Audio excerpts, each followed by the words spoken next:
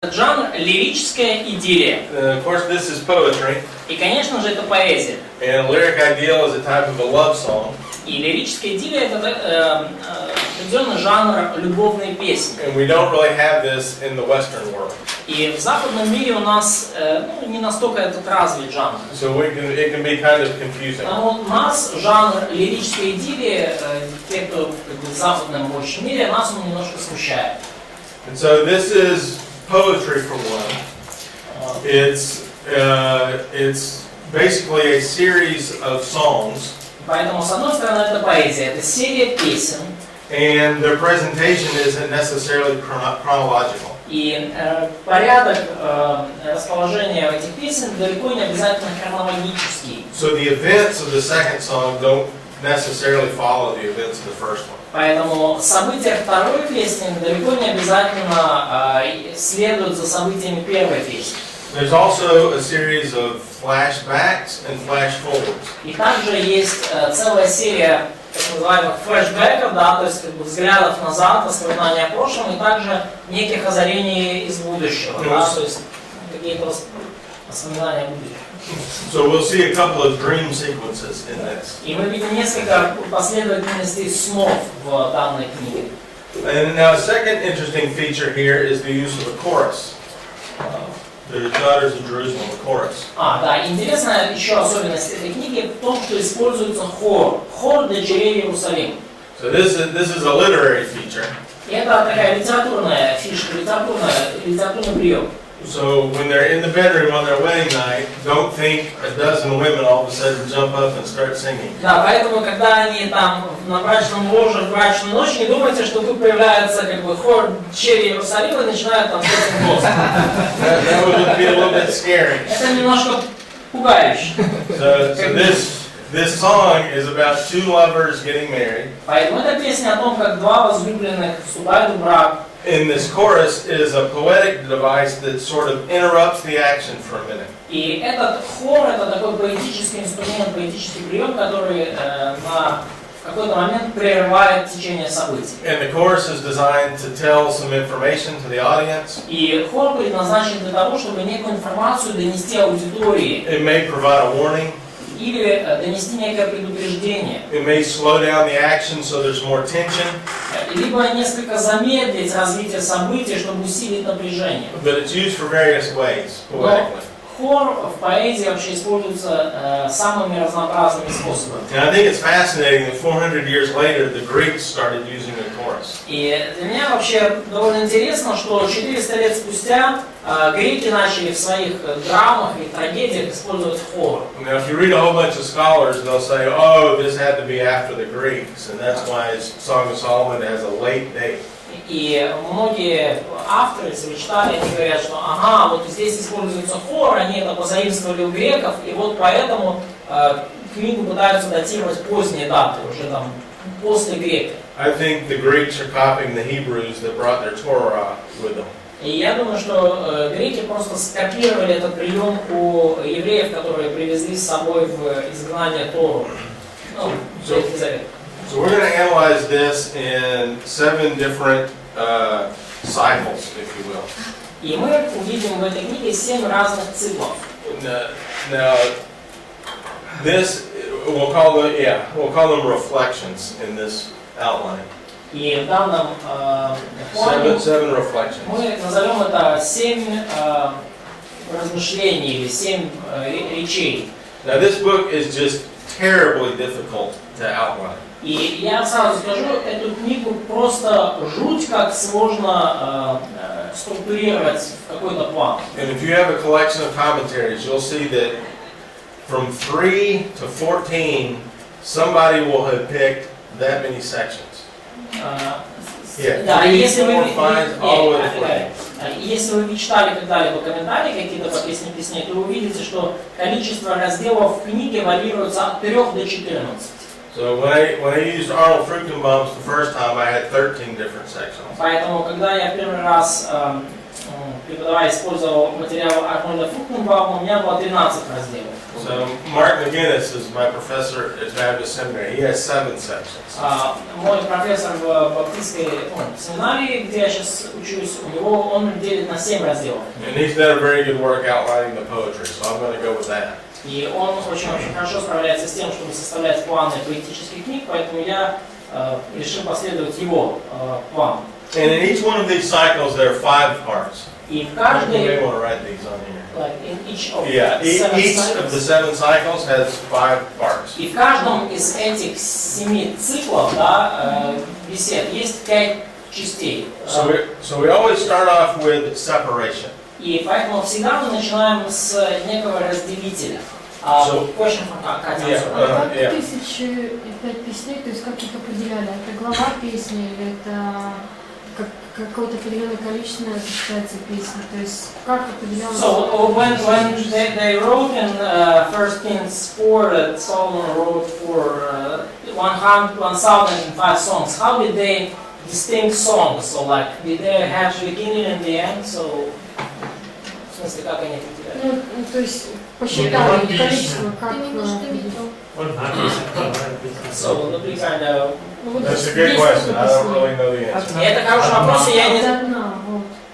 Хороший вопрос, и преподаватель точно не знает ответ. I don't think there's enough evidence to answer that question. Я не уверен, что у нас есть достаточно данных, чтобы ответить на этот вопрос. So in other words, the Song of Solomon counted as 7, or is it only 1? Иными словами, песня песней, она считается как одна песня или как 7? I don't know. Я не знаю. Это может быть мюзикл типа. Maybe that was kind of musical. Yes, I don't know. Не знаю. So anyway, so these five parts to these lyric ideals. Так или иначе, вот эти 5 частей, которые характерны для любой любовной идеи. We begin with separation. Во-первых, мы начинаем с отделения, с разделения. So you'll see a lot of first-person usage. I want you, basically. И вы видите в начале каждого блока много таких местоимений в единственном числе. Я, вот без тебя скучаю. Я один или одна. And then secondly, you'll see desire. И далее вы видите желание. There's the desire for the two people to be together. Желание двух людей быть вместе. And there, the third out of these 5, the centerpiece, is an obstacle. И третье, да, что является центром каждого блока, это препятствие. So we're going to see 7 different problems in these cycles. И в этих циклах мы увидим 7 разных проблем. And those problems are the obstacle. И вот эти проблемы это как раз таки препятствия к близости. For example, in this first cycle, we'll take a look at this real quickly. Ну давайте сейчас быстро рассмотрим первый цикл. Look at chapter 1, verses 5 and 6. Посмотрите, пожалуйста, первую главу, 5-6 стих. Now, what problem is there? Какая там проблема в первой главе, 5-6 стихе? Somebody read verses 5 and 6. Прочтите, пожалуйста, 5-6 стих. Не смотрите на меня, что я смогла, ибо солнце опалило меня. Сыновья матери моей разгневались на меня, поставили меня стеречь виноградники. Моего собственного виноградника я не стерегла. Скажи мне ты, которого любит душа моя, где пасешь ты, где отвлекаешь полги? Чему мне быть скиталицей возле стад товарищей твоих? So the obstacle is self-perception. И проблема здесь, и препятствие, это восприятие самой себя. So she sees herself as not as pretty as she could be. Она рассматривает себя как не настолько красивую, как могла бы быть или как ей бы хотелось. Now that certainly speaks to our relationship in marriage, doesn't it? И это однозначно влияет на наши взаимоотношения в браке. Это действительно актуальная ситуация. I know I'm certainly not as fit as I used to be. Я, например, точно знаю, что я не в такой хорошей форме, как был когда-то. Larissa's got a comment on that. Larissa wants to comment on that. Лариса хочет сделать комментарий. Нет, у меня вопрос. Я бы сказала, что тут препятствие то, что она выполняет обязанность, а она стережет виноградник. So, from my point, the obstacle here is that she's involved in some activities. She's like guarding the vineyard. Помимо того, что она описывает о себе, тут же она говорит, братья поставили меня стеречь виноградники. She's taking care of vineyard. Her brother's angry on her. Поскольку она не в браке, она под властью семьи. And because she is not married, she's above over the family's authority. So she's kind of obligated to work. Those things are certainly in the text. И эти вещи однозначно есть в тексте тоже. And obviously we're looking at this in 5 minutes. И однозначно мы все это рассматриваем, ребята, за 5 минут. But if you get into it, I think those are the reasons she looks that way. То есть мы рассмотрим это через 5 минут, но причина, по которой она так говорит. And Solomon's response is going to be, no, you are very beautiful. Да, то есть мы видим, что она вот так говорит, и как отвечает на это Соломон. Соломон говорит, нет, ты очень красивая. So his response is going to speak more to her looks than to her occupation. Поэтому ответ Соломона больше говорит о ее внешности, чем о ее занятии. So the two are separated at Итак, first. вначале лирическая идиллия, да, двое разделены, They desire to be together. но они хотят быть вместе. There's some obstacle. И есть некое препятствие. And then the fourth section is union. They come together. И четвертый раздел это их союз, близость, они встречаются. And then the fifth will be a transition to the next section. Есть. Пятая, последняя часть, это переход к следующему разделу. And that will be the same for all 7 of these reflections. И эта структура, она идентична во всех 7 вот этих блоках, во всех 7 частях. The one difference is the Переход к last one. следующей части. The one difference, the last one will not have a transition. Единственное исключение это последний самый блок, где не будет перехода на следующую часть. So we'll look at that. И мы рассмотрим это еще. One of the other key ingredients to the poetry here Еще один ключевой ингредиент поэзии is primarily this is written from the perspective of a woman. Что в первую очередь это написано с точки зрения женщин. The use of the first person pronoun, I, or me, or mine. Да, используется местоимение первого лица. Я, мне, мое. Those really highlight the woman's perspective. И особо акцентируется точка зрения женщины, девушки. And I think it's very interesting this. People don't like the Bible because it's so man-centered. И мне кажется, это интересно, потому что многие люди в нашем мире, они ненавидят Библию, потому что это Библия, это все мужчин, мужское владычество, доминирование. That's just simply not true at all. Угнетают женщин. Это неправда вообще. This book is written from a woman's perspective. Эта книга написана с точки зрения женщин. And I think that Как мог Соломон написать с точки So how could Solomon write it from the point of woman? I think Solomon understood women well. Я думаю, что Соломон хорошо понимал женщин. Strangely, his behavior didn't reflect it. К сожалению, это, конечно, странно, но его поведение не отражало это понимание.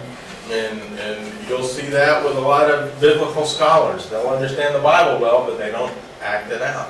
И вы увидите это, возможно, в жизни многих исследователей Библии. Они прекрасно понимают Библию, но не всегда получается воплотить это в жизнь. And I think it's very fascinating that the woman is the one that is the primary commentator on the sexual И relationship. интересно, что именно женщина является ключевым комментатором, ключевым говорящим персонажем в процессе этих сексуальных отношений. So let's take a look then at the background and the storyline of this. Давайте перейдем к историческому фону и вообще к течению этой истории. So this loveliest song is a romance between King Solomon Итак, это прекраснейшая из песен, это история любви царя Соломона and this commoner, his chosen bride is a commoner from a village in Galilee. и этой простой девушке, избранной как его невесты из галилейской деревни. Do you have slides for that? I'm sorry, I didn't change it. Thank you. Yes. So we have 2 participants in this. in this story. И в этой истории два участника таким образом. So we have Solomon, and we have the woman who is the Shulamite. Мы видим Соломона, и мы видим девушку Суламиту. And some will say that she's a woman from a town, Shunem. Шунам? Shunem. They switch the, Yeah. Да, и they take the L out and put an N in it. Да, и кто-то говорит, что это девушка из города Шунам. То есть, ну, заменили N на L, да, и поэтому And the reason is there's no town that refers to a Shulamite. Да, и причина, потому что нет никакого города, который бы говорил который бы назывался Шулам. Now, one answer to this problem is that her name is not a town.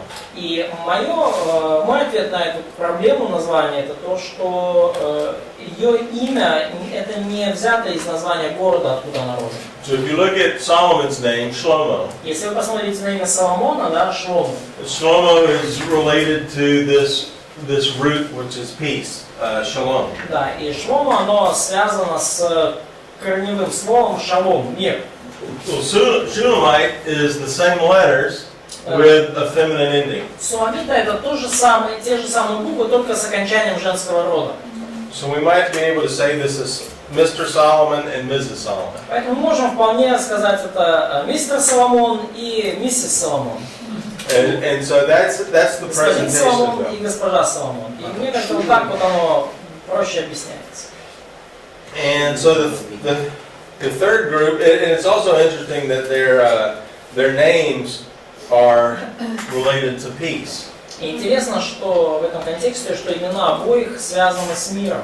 And this term, shalom in Hebrew, has more of integrity or all the parts of the whole work together. И этот термин в иврите, он описывает некую целостность и некое состояние, когда все части правильно взаимодействуют, работают вместе. And so King David's son, who took the title Solomon, И сын царя Давида, который взял вот это имя Соломон, his name was actually Jedediah.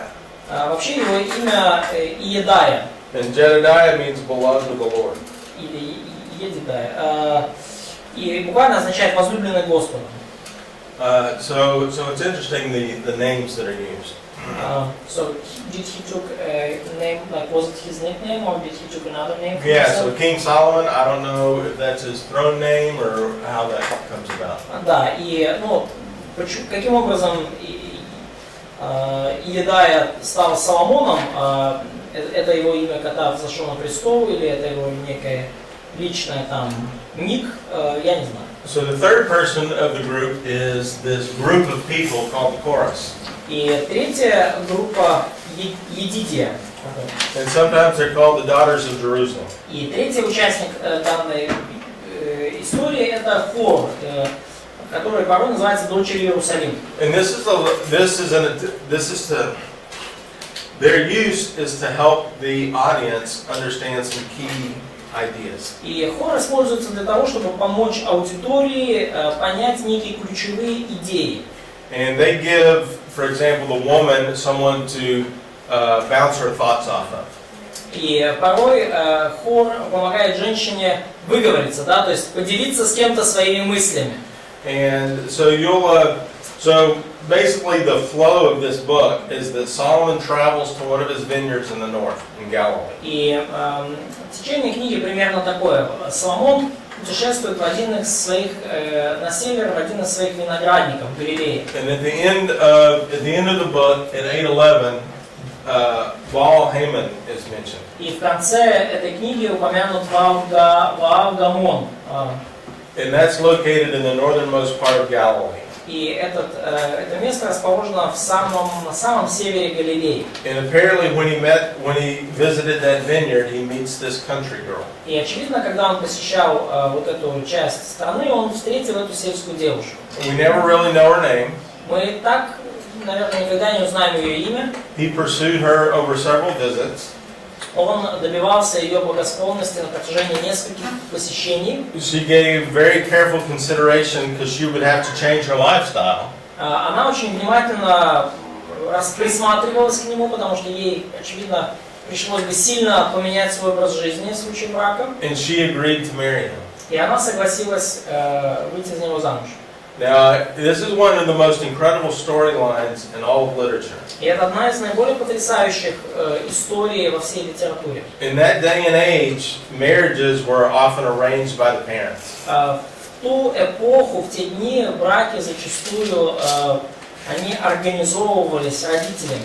And so I would say prior to all of Solomon's marriages for international alliances, Like even Egyptian. yeah, so he married to make an alliance with Да. other И я думаю, nations. что вся эта история случилась еще до того, как Соломон начал вступать в браки в качестве, так сказать, дипломатической стратегии, способа формирования международных союзов. And I would say these events happened before that. Я думаю, что вот эти события случились еще до начала всех этих And межнациональных браков. what we observe is two people outside the boundaries of their parents deciding to marry each other. И что мы видим? Два молодых человека, которые, скажем так, вне решения своей семьи решают вступить в брак друг с другом. And we have a romantic story about a commoner marrying a king. И мы видим романтическую историю о том, как простая девушка с села женится на царе. So the events of this story are very countercultural. Поэтому события этой истории, они очень сильно противоречат окружающей культуре. The woman tells the story. И женщина рассказывает эту историю. The woman has the choice to marry the king or not. У девушки есть выбор, выйти замуж за царя или нет. Her parents are not forcing her to marry him or not. И ее родители не заставляют ее вступать в этот брак. So this is very much against the culture of the day. И это очень сильно противоречит культуре тех дней. One of the interesting concepts that we observe is the wedding procession. Одна из интересных концепций, которую мы наблюдаем, это свадебная процессия. So we have this travel to Jerusalem. Мы видим вот это путешествие в Иерусалим. And as the book opens, they're getting ready for the wedding banquet. И когда в начале книги они уже готовятся к свадебному банкету, к свадебному пиру.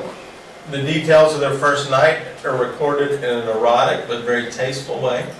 Детали их первой брачной ночи описаны с одной стороны в эротическом ключе, но с другой стороны с большим вкусом. And after their wedding night, there are some sexual problems presented as a warning. И после их брачной ночи описываются также некоторые проблемы в их сексуальной жизни, и это представлено нам как некое предупреждение. And then the woman wants Solomon to return to her home at the end of the story. Потом в конце истории девушка Суламита просит Соломона вернуться в их дом, вернуться в место, где они встретились. And so that's really the storyline of these chapters here in Solomon. И вот это сюжет этих глав в Песне песней. Now, let's talk about some of the problems with the view of Solomon. Давайте поговорим о некоторых проблемах, которые возникают в связи с Соломоном в данной книге. So many people. Are you going to change slide? No, I don't have a slide for this one. So many people reject Solomon as the author. Многие люди отвергают авторство Соломона в данной книге. And so much of that is related to the passage in 1 Kings 11. И очень много вот этого отвержения связано с отрывком в 3 Царстве 11 главе, где описано падение Соломона. In there we see that he married many foreign women. И в этой главе описано, как Соломон женился на многих иноземных женах. And those were from the nations that surrounded Israel, and they were for alliances. И обратите внимание, это все были жены из народов, окружающих Израиль, это все были браки с целью скрепления международных соглашений. He had 700 wives, У него было 700 жен and he had 300 concubines. и 300 наложниц. And those wives turned his heart away from the Lord. И эти жены отвели его сердце от Господа. And he started building temples for those wives, for their gods. И он начал строить храмы для своих жен и для их богов. So that picture of 1 Kings 11 really turns people off, that Solomon would write something so beautiful. И вот эта картинка в 3 Царстве 11 главе, она реально вызывает отвращение у многих людей, и люди не понимают, каким образом этот Соломон мог написать нечто настолько прекрасное и возвышенное. And that passage in 1 Kings 11 really describes Solomon's downfall. И этот отрывок в 3 Царств 11 главе действительно описывает падение, великое падение Соломона. And it describes what turned him away from the Lord. И описывается там, что же увело его от Господа. And this is certainly speculation at this point. И в данный момент, сейчас я перехожу к догадкам. But I would say that this story was written prior to that downfall. Like Song of Songs. Yeah, Song of Songs was Мое written. убеждение в том, что Песня песней написана еще до этого падения. And in other words, this is the way he should have dealt with the issues. Иными словами, вот именно таким образом он должен был справляться со всеми этими проблемами. There are other perspectives as you read commentaries. Когда вы читаете комментарии, вы увидите другие точки зрения. So there's a guy named Bernard Doom, D-U-H-M. D-U-H-M. Ага, да, есть человек по имени Бернард Дум. And he's the guy that started this concept of the Deutero-Isaiah. И он именно начал эту концепцию второго Исаии и deuteronomical Исаии. And so he developed what was called. Yeah, he's the guy that. Like Isaiah has two authors. Yeah. Да, именно он запустил эту идею о том, что в книге Исаии два автора. То есть с 1 по 39, то есть 40 и до конца. So he develops what's called the shepherd hypothesis. И именно он выработал так называемую гипотезу пастуха в книге «Песни песней». And so that outline of the story is that Solomon kidnaps this woman. И в таком изложении план истории выглядит так. Соломон похищает эту девушку. The man she thinks about is a shepherd. И человек, о котором она постоянно думает, это пастух. The shepherd comes and takes her back to Galilee. Пастух приходит и забирает ее у злобного Соломона назад в Галилею. And Solomon is the bad guy. И Соломон, он не хороший человек в этой истории. I don't think that theory makes sense. Я не думаю, что эта теория вообще как-то имеет какой-то смысл. Because if this is the greatest song that Solomon ever wrote, I don't think it would be him being the villain. И если это действительно величайшая из написанных Соломоном песен, я не думаю, что в ней он себя выставит плохим парнем, злодеем. See, I think it's a better idea that a bad guy wrote a very good song than a good guy writing about himself being the villain. Поэтому я думаю, что уже лучше согласиться на то, что плохой человек Соломон написал хорошую песню, чем он написал хорошую песню о том, как сам он злодействовал. And secondly, the center point of the book is the marriage bed, and there's a lot of activity going on. И второе, это то, что центром книги является брачное ложе, и очень много там происходит на этом ложе. And if Solomon is the villain, then he's forcing himself on her. Соломон действительно злодей здесь, то это как бы It's rape. Да, то фактически он описывает ситуацию недобровольной сексуальной близости. And so I think that is a terrible hypothesis. Поэтому я думаю, что это жуткая, ужасная гипотеза. And as I mentioned, there are several places where an allegorical approach has been taken. И я уже упоминал несколько мест, где используется аллегорический подход. And I don't think that's acceptable either. И опять же, я не считаю, что книгу стоит толковать аллегорически. So, as with all the books of the Bible, they tell us something about God and they tell us something about man. Итак, все книги Библии что-то говорят нам о Боге и что-то говорят нам о человеке. Now, what this says about God is a very interesting question in this book. Вообще очень интересный вопрос, что же эта книга говорит о Боге. Now, the name of God is not mentioned in the book. Имя Бога вообще в книге не упомянуто. There's one possible exception in chapter 8, verse 6. И, может быть, с одним лишь возможным исключением, это 8 глава, 6 стих. And there you may see the name of the Lord in there. И здесь мы можем увидеть имя Господа. But the sacred name of God is not found in the Masoretic text. 8:6? Yeah, chapter 8, verse 6. Ага. Да, но The very last word would be Yahweh. Mighty Flame? Да, сам. Верно Сева, наполнение Господа. Yeah. Да, но вообще в масоретских текстах мы не видим, чтобы использовалось священное имя Бога Яхве. So that's probably a Septuagint reading. Поэтому, скорее всего, вот это имя Бога в 8.6 это уже прочтение Септуагинты. Профессионально переведено как «бушующее пламя». In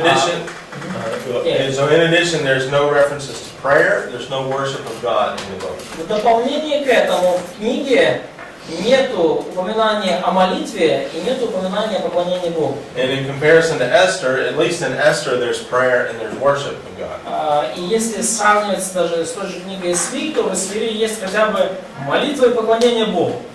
Now, I would say that this is an expansion of Genesis 1 and 2. И с моей точки зрения, Песня песней это разъяснение, расширенное комментарий к Бытию 1 и 2 главе. If this book was not in Scripture, we would be left wondering, what does that mean? И если бы этой книги не было в Писании, мы бы остались чесать затылок о том, что эти вообще слова значат в Бытие 1.26 и Бытие 2.25. The Mosaic Law prohibits a lot of things. Закон Моисеев запрещал очень многие вещи. But it doesn't tell us anything positive. Но при этом ничего не говорил о том, как должно быть. Не было достаточно позитива, да, как... То есть вот это нельзя, а что можно? So this book tells us a lot of positive things. Да, но вот в этой книге говорится как раз-таки очень много позитива и того, что можно. So let's look at some vocabulary at this point. И поговорим в данный момент о словаре, о терминах книги. And then right after lunch we'll start getting into the details of the text. И после обеда перейдем к деталям уже собственного текста. All right, so all love in Scripture is contractually based. И There's a contract. всякие любовные взаимоотношения в Писании имеют договорную основу. Уж простите за это. And the highlight of this book is the marriage bed. И ключевым акцентом данной книги является брачное ложе. And sexual activity outside of marriage is forbidden because there's not a contract. И сексуальная активность вне брака запрещена, потому что нету никакого договора или завета, который бы стоял за ним. So when God says He loves Israel, He uses this word chesed. И когда Бог сказал, что Он возлюбил Израиль, то Он использовал вот это слово хесед. And He made a contract with Israel. И Он заключил завет, договор с Израилем. And that contract is permanent. И этот завет и договор, он неизменный. So He can act faithfully to that contract. И поэтому Бог, Он может поступать верно по отношению к, исходя из условий данного договора. And when a man loves a woman and marries her, his love is defined as chesed. И когда He's faithful to that contract. мужчина вступает в брак с женщиной, то эта любовь характеризуется как хесед тоже. То есть это любовь, основанная на договоре. And only death can conclude that contract. И только смерть может прервать действие этого договора. So any physical relationship outside the contract is forbidden. Поэтому любые физические взаимоотношения вне такого договора запрещены. So again, for single people, you're looking forward to your contract. И поэтому, опять же, говоря о неженатых людях, вы ожидаете вашего договора. For married people, you're looking back on your contract. Который у вас впереди. Те, кто уже женаты, те, кто уже в браке, те уже оглядываются назад на свой договор, уже заключенный. So first of all, love is defined as faithfulness. Поэтому в первую очередь любовь определяется как верность. However, there are several other words for love that are used in this book. Но, тем не менее, есть в этой книге еще несколько слов, которые описывают любовь. So the second word is ahav in Hebrew. Следующее слово на иврите звучит как ахав. And ahav is perhaps equivalent to the Greek agape. И ахав это, наверное, хороший эквивалент греческого слова агапе. And this is the love of the will. И это любовь, основанная на волевом решении. This word covers love from the character of the one doing the loving. И это любовь, которая исходит из характера любящего, руководится его волей. So a person can love another person independent of what type of person they are. И один человек может любить другого независимо от того, каким является или какой является возлюбленным. So a person can have bad character, but I can still have integrity and love them. У другого человека может быть плохой характер, но я обладаю целостным характером, и я по-прежнему люблю этого человека. Now, doth is also used in this. This is the primary word used in this book. И основное слово, использованное в данной книге, это слово «дот». And it may be translated "my beloved." И My beloved, how's the title? да, и это слово часто берут как «мой возлюбленный», да? In fact, you'll see David's name in here, David. Да, и вы даже... Yes. Да, вы можете здесь увидеть даже имя Давида, да, как бы в буквах. And so, sometimes the translation is "my lover." И порой переводится как «мой любимый», «мой», да. And this would relate more to the Greek eros. И это уже больше связано с греческим словом «эрос». This would be the love that stimulates the body. Это любовь, которая связана с чувственными побуждениями тела. More important, it arouses your emotions. И что еще более важно, такая любовь возбуждает ваши эмоции. So ahav is the big umbrella of love. Ахав это такой как бы очень такой большой зонтик, скажем, очень обширное описание любви. And doth is underneath that umbrella as a very emotional type of И love. дов, вот оно как бы под этим зонтиком. И вот это такая очень эмоциональная разновидность любви, эмоционально насыщенная. Nareya is another word that's used. Рея это еще одно слово, которое используется. It's maybe connected to the Greek phileo. Возможно, связано с греческим фило. And this is a response to something that's attractive. И это реакция на нечто притягательное, на нечто, привлекательное. And the other person then meets your standards. They're your friend. То есть это любовь, которая возникает, когда другой человек соответствует вашим стандартам, когда другой человек становится вашим другом. So under the umbrella of ahav, we have doth and raya. Поэтому под зонтиком вот Ахав у вас есть Дов и Рай. And so this is, you'll see my friend or my sister or my brother used in this book. И в данной книге вы видите также и такого рода описания: мой друг, моя сестра, мой брат. So let's see. All right, I think we're ready to get into the book here. How much time do we have? We got 25 minutes, so we can look at the beginning. Да. Ну и кажется, теперь мы готовы уже перейти, собственно, к книге. Давайте начнем сначала.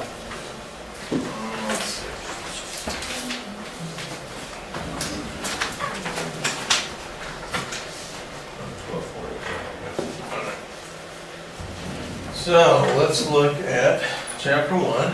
Итак, посмотрим первую главу. Verse 1. Андрей, тебе это? Sorry. Да. Посмотрим.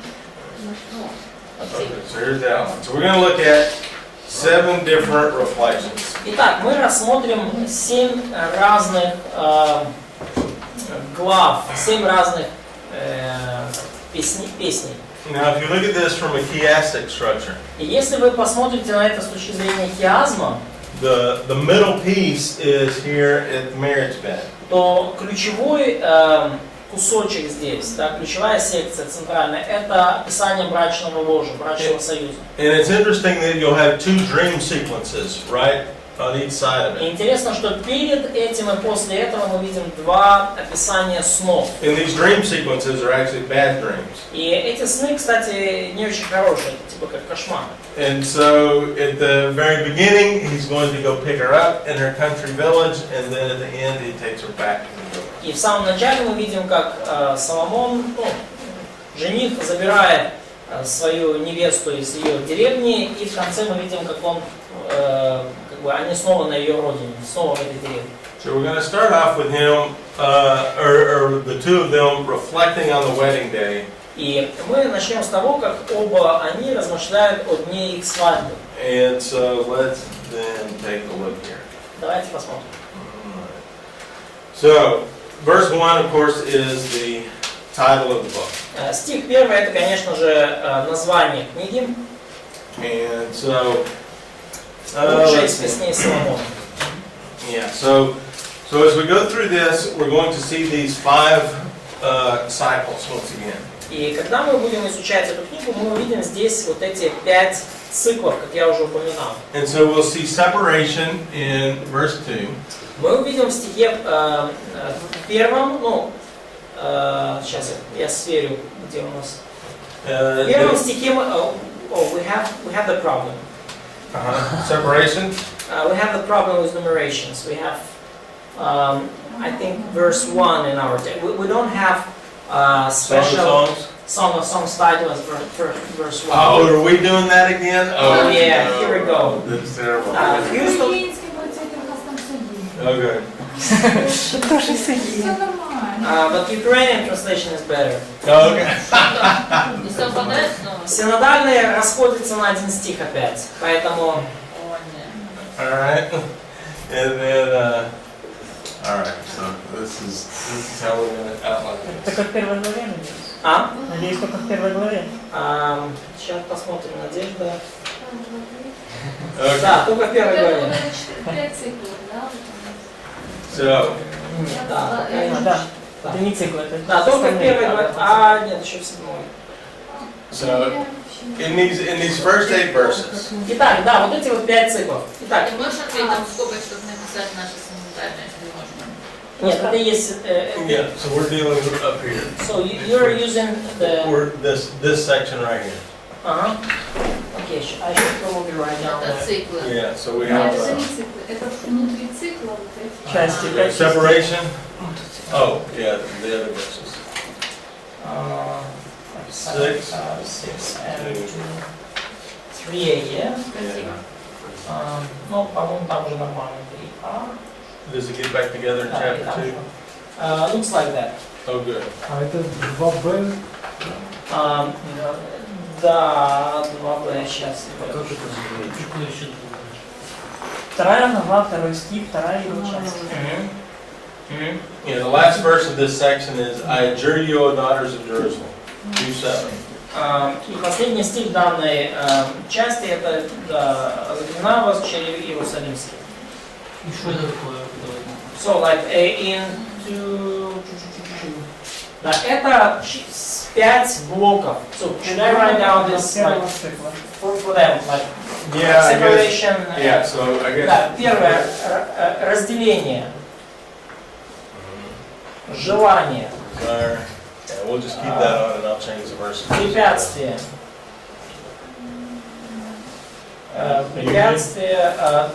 союз и переход. Yeah. Разделение, то есть в смысле расстояние между ними, да? Да, то есть они поодиночке. В смысле, это в первом стихе про разделение? В чем? Я что-то не So, Yura doesn't see that in the first verse, he doesn't see, or in the second verse in your text, he doesn't see separation. Okay. So she is wanting him to kiss her. В первом стихе она хочет, чтобы он ее целовал. So in other words, he's not kissing. Это подразумевает то, что он ее не целует.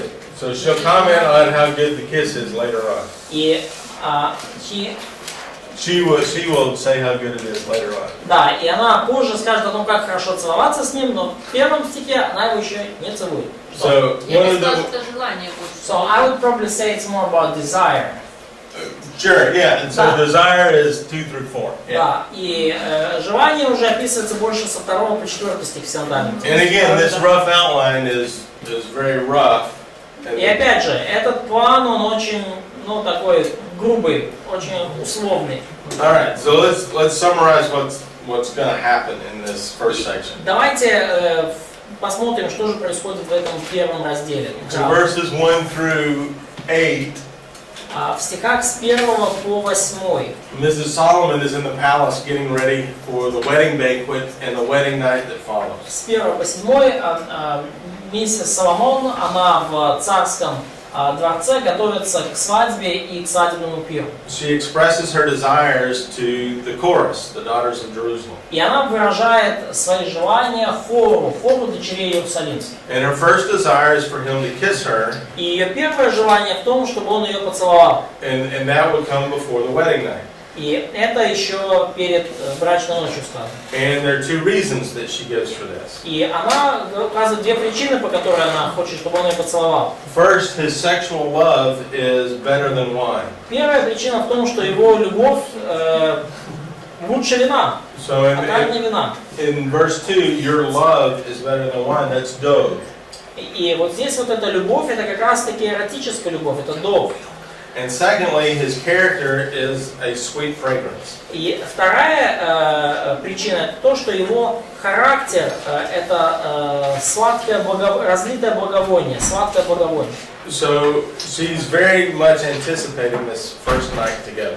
Поэтому она очень с большим нетерпением ожидает этой первой совместной ночи. And so her second desire is for him to draw her to himself. Второе ее желание в том, чтобы он вел ее за собой. And the answer to her desires comes when the king brings her into his chambers. И ответ на это желание приходит тогда, когда царь вводит ее в свои покои. And you see that in verse 4. И мы видим это в 4 стихе, in verse 4 in your text. So you're using verses in your text, yes? Yeah, is that the way you want me to do it? Yes. Okay. Мы видим это в 3 стихе. So we see interaction between them in verse 4. Yeah, so in verse 4 the king brings her into his room. И уже в 3 стихе мы видим, как царь приводит ее в свою комнату, в свои покои. And this leads to a response from the daughters of Jerusalem. И это ведет к ответу, реакции дочерей Иерусалима. And if they were admitted to the presence of the king, they would praise sexual love more than wine. И они, if they would admit. Yeah, the chorus would. Да, и хор, да, вот вступается, будем радоваться и восхищаться тобой, превыше вина вознесем мы любовь твою. Опять же, любовь в эротическом понимании. And at the end of verse 4, the chorus says it's right to praise this couple on word, thought, and deed. И в конце этого хора хор утверждает, что это правильно хвалить эту пару за их слова, дела и мысли. So at this point we pause and she remembers back to the days when they were dating. И в этот момент она немножко прерывается, и девушка начинает вспоминать те дни, когда они только встречались. 4 сандалий. Yeah, and so here's where we come to the problem. И вот здесь мы уже переходим к проблеме, да, с 4 стиха сандального текста. The obstacle. And she calls herself being sunburned. Препятствие в том, что она говорит, что я смугла, чересчур загоревшая. And Solomon picks her out from all the other women. И тем не менее, Соломон ее выделил из всех других женщин. She's black but beautiful. Она смуглая, но красивая. And her blackness might look like the goat skins on Bedouin tents. И ее goat skins on... Bedouins are the travelers and the Arab travelers. Да. И ее...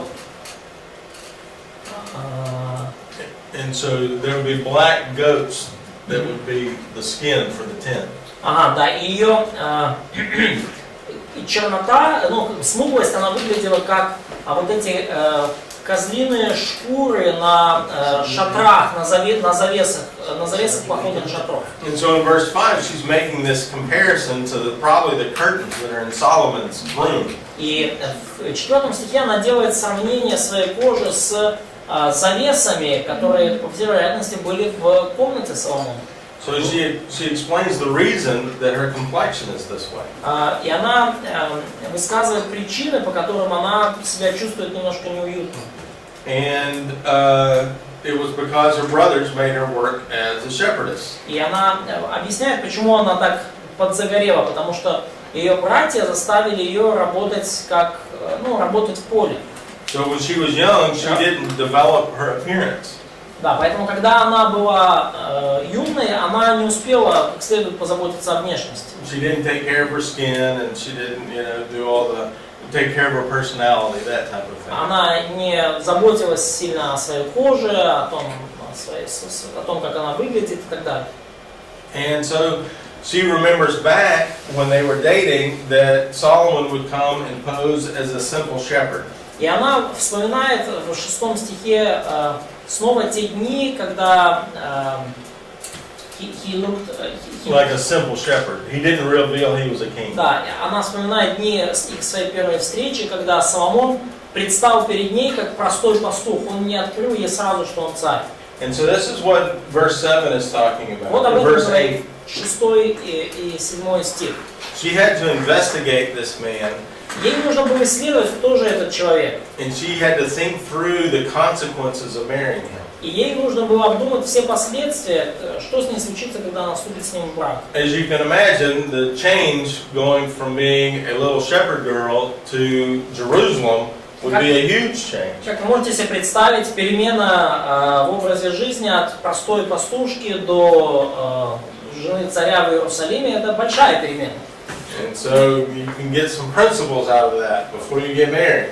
Можно как бы некоторые принципы вывести, связанные с больше неженатыми и незамужними, да, что произойдет после того, как вы вступите в брак. So in verses 9 through 14, И в стихах с 8 по 13 that Solomon and his bride are now seen reclining at the wedding feast.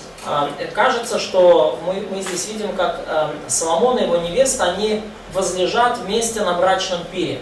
And they're praising each other's beauty. И они просто хвалят красоту друг друга. And so we have a change in tone there in verse 8. И в стихе 7 мы видим перемену в тоне. In verse 8 in your text, yes? Yeah. Да. В стихе 7, да, мы видим перемену в тоне.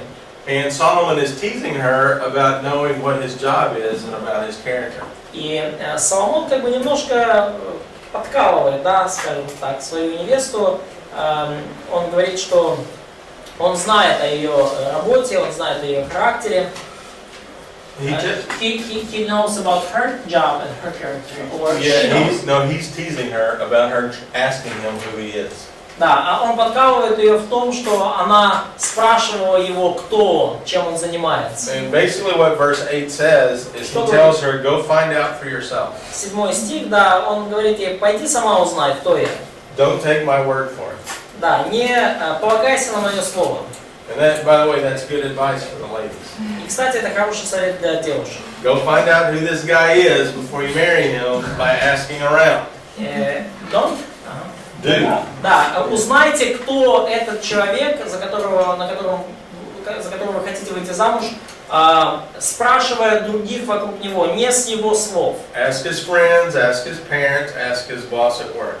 Спросите его друзей, родителей, спросите его начальника на работе. Because he's going to tell you he's a great guy. Поскольку он вам скажет, что он классный парень.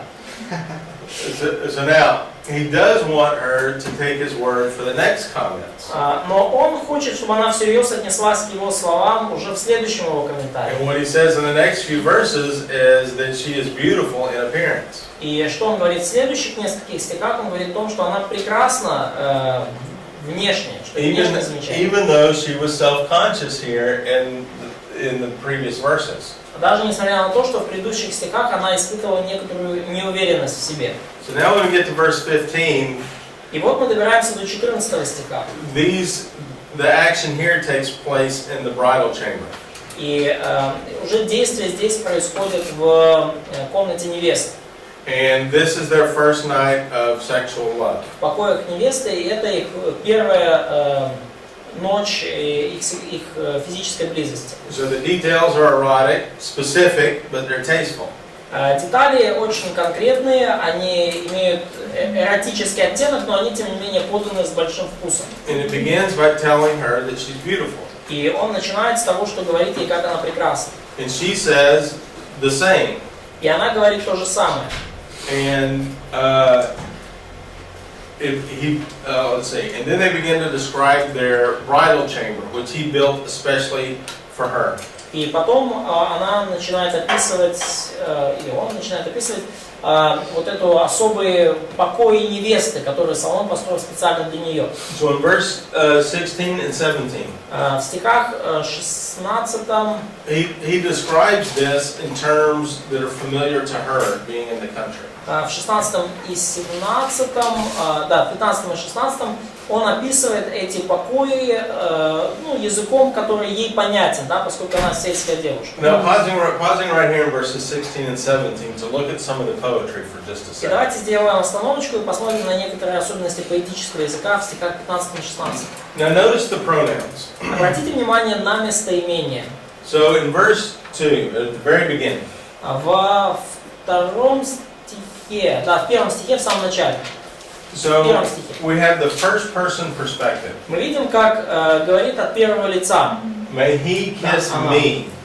Целуй меня. And she is talking specifically to you. И она обращается к нему, к тебе, да, любовь твоя, отрадная вина. And when we get down to verse 16, И когда мы добираемся уже до 15-16 стиха, the pronoun is no longer singular. It's now plural. ага, да, 16 уже не говорится в единственном числе местоимения, да, уже местоимение множественного числа, нашего дома. So we see our couch, our houses, our rafters. Она говорит, что навес наш, брусья дома нашего. Now, the pronouns are very important in this poem. И в этой книге вообще очень важны местоимения. But first of all, it's told from a woman's perspective. Во-первых, это все это говорится с точки зрения девушки. But second of all, it draws the reader into the experience. Но, во-вторых, эти местоимения, они вовлекают читающего в происходящее, помогают пережить то, что происходит. It could be told in this way that she said this and he said that. Можно было бы написать так: она сказала это, и он сказал то. But it's not. It's like, I want him to kiss me. Но говорится иначе: я хочу, чтобы он поцеловал меня. And this makes it more emotional. И это придает повествованию очень сильное эмоциональное как раз. And this allows the reader to experience the experience. И это позволяет читающему пережить происходящему, как будто это происходит с ним. And so it's a very interesting technique, poetic technique. Очень интересная поэтическая техника.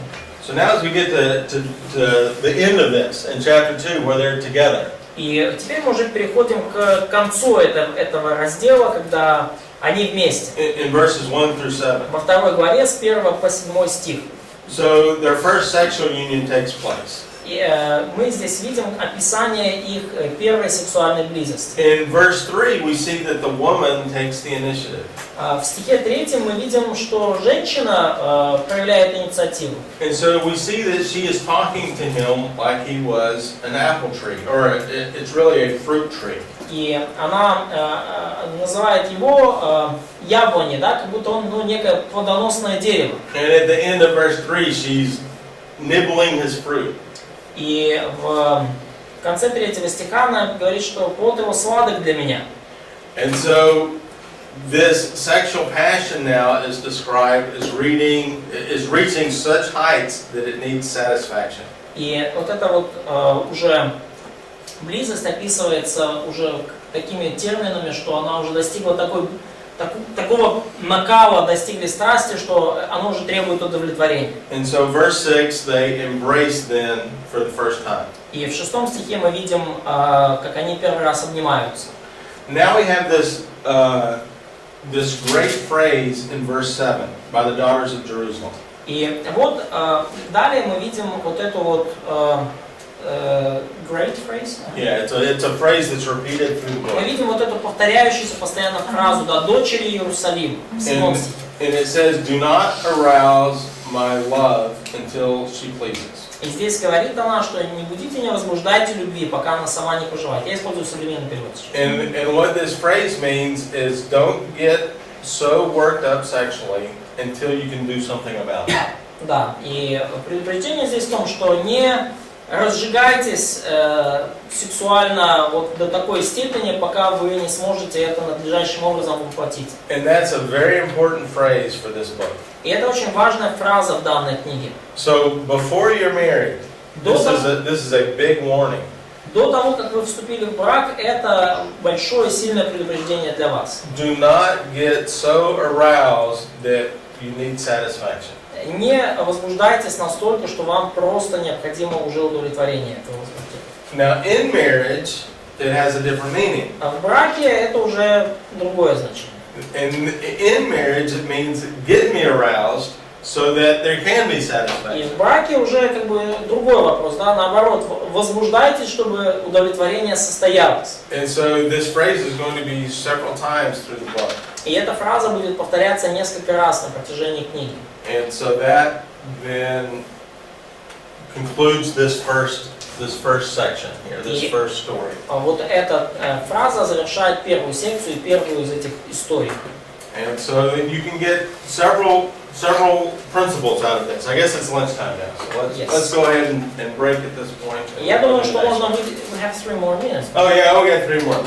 We'll hit a couple really quick principles. Давайте выделим несколько ключевых принципов и потом пойдем на обед. Андрей, какая фраза повторяется? 2.7. Дочери Иерусалима. Это обращение к дочерям Иерусалима не будить любви. Не тревожьте. So one good principle is from the woman. Один ключевой принцип касается девушки, да, суламиты. She recognizes her own strengths and her own shortcomings. Она осознает свои сильные стороны и свои недостатки. And she keeps them in balance. И она держит их в балансе. Her looks don't bring her into self-pity. Ее внешний вид не повергает ее в полную жалость к себе. But she also recognizes her looks are not perfect. Но она при этом осознает, что она выглядит все еще несовершенно. And the way the man responds is to give her confidence in her looks. И как реагирует на это мужчина, он убеждает ее в том, что она выглядит классно. And that's a very good point in marriage. И это очень хорошая мысль для брака. We're all going to have shortcomings. У нас у всех есть какие-то физические недостатки. We want to be realistic about them, Мы хотим реалистично к ним but we don't относиться, want to go into self-pity. но не хотим впадать в жалость к себе. And your spouse should help you with those things. И ваш супруг или супруга должны вам в этом помочь. And secondly, we see that it's very important to verbalize your appreciation of the other person. И второе, что мы видим, очень важно выражать словами то, как вы цените, как вас привлекает другой человек. And so that middle section in chapter 1, verses 9 through 15 or so. Да, и вот это раздел посередине, да, в первой главе с 8 там по 13 стих. They describe each other's beauty. Они описывают красоту друг друга. And it's very important for guys to say these things out loud. И очень важно, чтобы мужчины говорили эти слова вслух. And it's very important for women to express these things out loud. И очень важно, чтобы и девушки тоже выражали это вслух. It's very important to notice characteristics of your lover all the time. Очень важно постоянно подчеркивать и выражать словами то, как выглядит и другие характеристики вашего возлюбленного или возлюбленной. And if you look at those verses there at the last half of chapter 1, you'll notice a difference between men and women. И если вы обратите внимание на последние стихи первой главы, то вы увидите важные различия между мужчинами и женщинами. The man comments on the physical appearance of a woman's body. Мужчина комментирует физический внешний вид женщины, как выглядит ее тело. He loves the way it's shaped. И ему нравится то, как оно устроено, как все вместе, да, формы. Now notice what the woman comments on. Он много комментирует ее формы. Посмотрите, что она комментирует. She comments on the fragrance, on the smell, and on the touch. Она комментирует то, как он пахнет, и то, как он ее касается. And so there's a difference between what gets men excited and what gets women excited. И потому есть различие в том, что возбуждает мужчину и что возбуждает женщину. And we need to recognize this. И нужно это понимать и принимать во внимание. That you have not married someone identical to you. Что вы вступаете в брак с кем-то, кто не похож на вас. And to think in that way is very selfish. Very selfish. И если вы думаете, что вы вступаете в брак с кого-то, кто похож на вас, то это очень эгоистично, так думать. And so guys should do things that a woman enjoys, and a woman should do things that a guy enjoys. И потому мужчина должен делать то, что нравится женщине, и женщина должна делать то, что нравится мужчине. And notice in those last verses of chapter 1, Solomon has designed the bedroom to be comfortable for his wife. И обратите внимание на последний стих первой главы. Соломон устроил комфортную спальню для своей жены. Being in the bedroom is very uncomfortable. Находиться в спальне само по себе довольно некомфортно. And there's a lot of things that a person can do to make the other person feel comfortable. И есть многое, что может сделать супруг или супруга для того, чтобы другой человек почувствовал себя комфортно. Now, recognize that requires work. И важно понимать, это требует работы. And sometimes guys don't like to work after they get married. Очень часто парни после того, как вступают в брак, они не хотят больше работать. You know, this woman is now married the greatest man on earth, so I don't have to do any more work. Теперь эта девушка получила в мужья лучшего парня на земле, и поэтому мне уже не надо больше напрягаться. Well, if anybody could have said that, it would have been Solomon. Да, но если бы кто-то мог это сказать вообще на земле, то это был бы Соломон. So none of us guys are Solomon. Поэтому никто из нас парней не является Соломоном. Certainly don't fall like Solomon. Don't be the bad Solomon. Да, но это, конечно, мы не хотим пасть как Соломон, это уже плохая, Соломон как плохой пример. He's set the stage now for a passionate reaction. Но он, теперь Соломон уже сделал все возможное для того, чтобы реакция его невесты была и супруги была уже действительно страстной. And what's very important at the beginning of chapter 2 И что очень важно в начале 2 главы, is the woman is the one that initiates here. что именно она, именно женщина здесь инициирует близость. And on the wedding night, this is very important for guys. И в брачную ночь это очень важно для молодых, для парней, для мужчин. The woman needs to say it's time. Женщина должна сказать, что время пришло. And there are physical reasons for this. И есть некие физические причины для этого. This concept here of the first night is very important in the book of Solomon. Поэтому в книге «Песни песней» очень важные есть концепции, связанные с первой ночью. And that phrase of the daughters of Jerusalem in verse 7 is that there is a proper time for this activity. Вот эта фраза, да, дочерей Иерусалимских делает акцент на том, что есть подходящее время для такого рода действий. And that proper time begins with the marriage night. И это подходящее время начинается с брачной ночи.